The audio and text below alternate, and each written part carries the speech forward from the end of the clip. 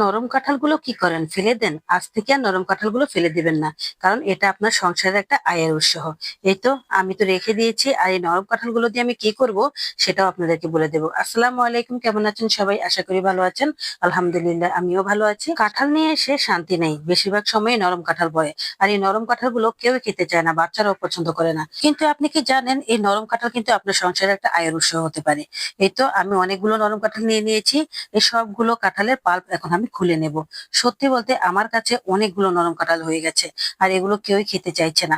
কিছুদিন আগে আমি নরম কাঁঠাল দিয়ে একটা সুন্দর নাস্তা তৈরি করেছিলাম।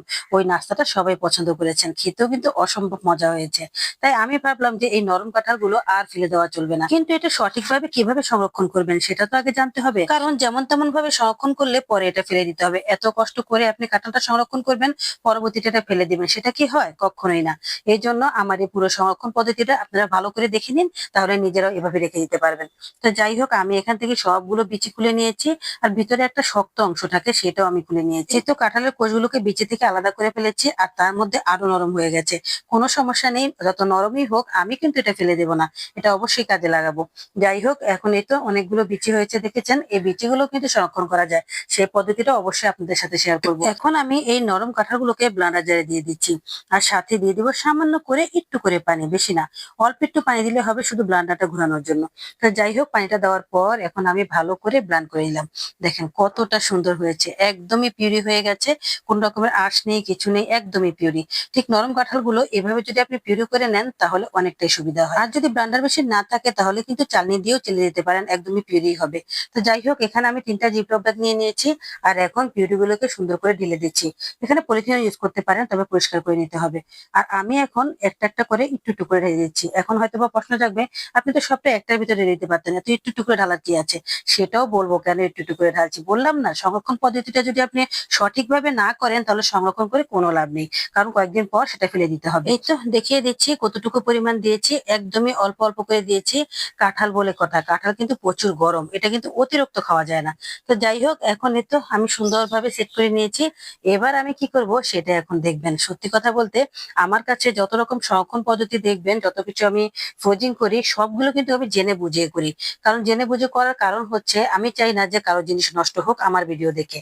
তো যাই হোক, এখন আমি সুন্দর করে এটার বাতাসটা বের করে তারপর আমি ছড়িয়ে দিলাম। একদম পুরো জিপলক ব্যাগে আমি ছড়িয়ে দিচ্ছি। এই অল্প একটু কাঁঠাল আমি চাইলে এক কোনায় থুপিয়ে রাখতে পারতাম, কিন্তু আমি সুন্দরভাবে ছড়িয়ে দিচ্ছি। তারও একটা কারণ আছে। তো যাই হোক, একটু বাতাসটা বের করে নিয়ে প্রত্যেকটা জিপলক ব্যাগ আমি এভাবে সুন্দর করে মুখটা আটকে দিয়েছি। আর এখন হাত দিয়ে চেপে চেপে পুরোটাই ছড়িয়ে দিচ্ছি।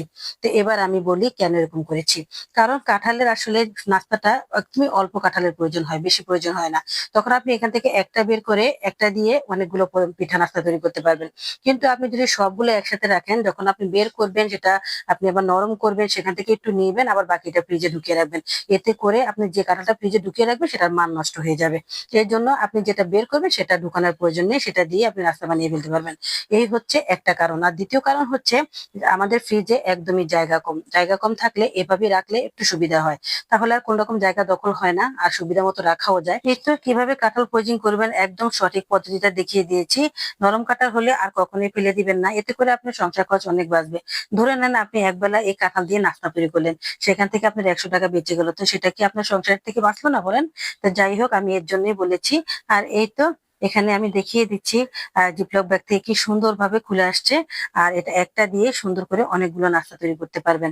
তো এই সুবিধার জন্য আসলে এভাবে রাখা, আর ফ্রিজের জায়গা কম, তার জন্য সুবিধা, সব দিকেই সুবিধা আছে। আর এই নরম কাঁঠাল আপনি টাকা দিয়ে কিনে এনেছেন, কখনোই ফেলবেন না। এটা দিয়ে এভাবে নাস্তা তৈরি করে দিবেন বাচ্চাদেরকে। ভালো থাকবেন সবাই। আজ এ পর্যন্ত, আবার আসবো নতুন আরেকটা সংরক্ষণ পদ্ধতি নিয়ে। পাশে থাকবেন। আল্লাহ হাফেজ।